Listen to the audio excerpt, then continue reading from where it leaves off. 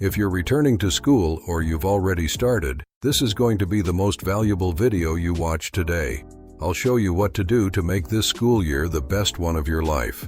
Right now, you have the chance to plan your moves so you don't just survive this period, but totally dominate it and get the most out of it. Okay, but how? So in this video, I'll share proven strategies that will help you gain an advantage from the very first day of school. By following this plan, you'll get ahead of 99% of people in your class, and even 99% of your entire school. And to make it as easy as possible for you to understand this video, I'll break it down into 5 sections. So let's dive into the first section. Section 1. Sleep.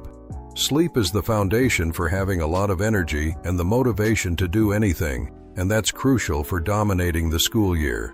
Because if you go to bed at around 2 a.m. and have to wake up at 6 or 7 for school, your energy levels will drop drastically. One very easy way to improve your sleep permanently is to go to bed at the same time every day. Think about what time you could go to bed each night. Just remember to get at least 8 hours of sleep. To get the most benefit, add an extra hour to those 8 hours. This extra hour will act as a safety margin, ensuring that you actually get those 8 hours of sleep. You've probably had times when you went to bed and couldn't fall asleep or woke up in the middle of the night. So this extra hour will make sure you get those 8 hours of sleep. Of course, there will be exceptions sometimes, but set that specific bedtime. When you do, your brain will get used to the fact that the closer it gets to that time of day, the sleepier you'll become. Section 2. Relationships. To really feel good in your school and class, relationships are incredibly important. You've probably experienced walking into a completely new class where you didn't know anyone. Imagine how you felt then.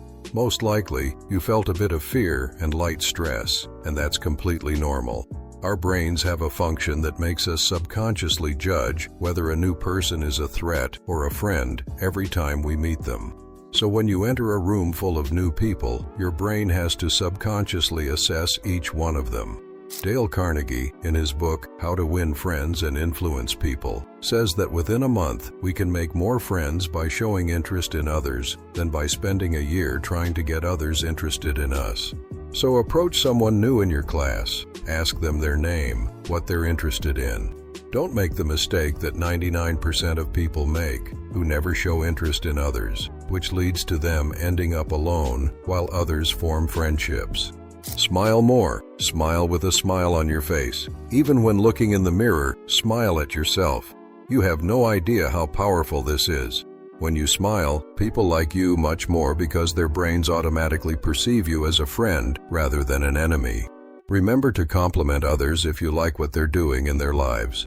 By following these principles, you'll have an incredible advantage over everyone in your class and school who might enjoy arguing, but you'll be the person everyone likes and knows only those who ask about it. Section 3. Workouts. Regular gym workouts will literally transform your life for the better.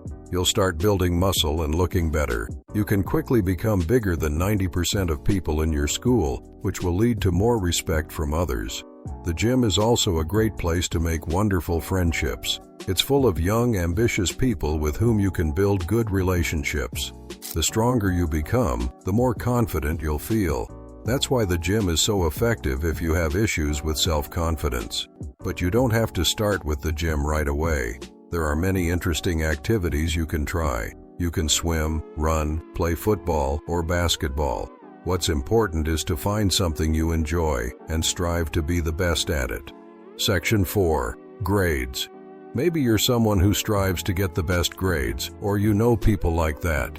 This often leads them to stress a lot before a test, regardless of how much they've studied. Instead of getting a good night's sleep, they sometimes stay up late studying for exams. For them, grades become the main priority, while their mental health takes a much lower priority.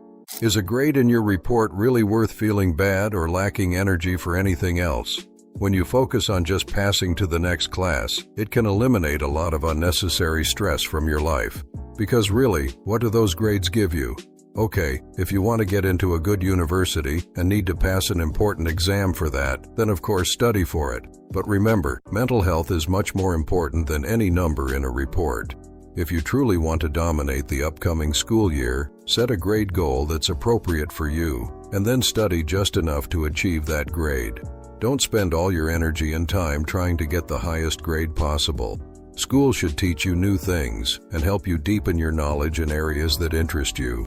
But we all know that most subjects don't interest us at all.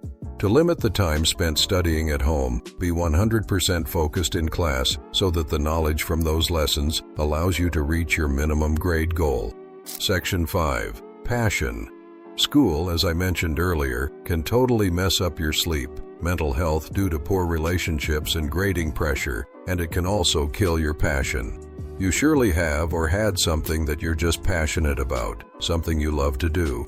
And when you find that true passion of yours, you'll be able to spend all the time during breaks and after school, which you usually devoted to chasing meaningless grades, on your real passion.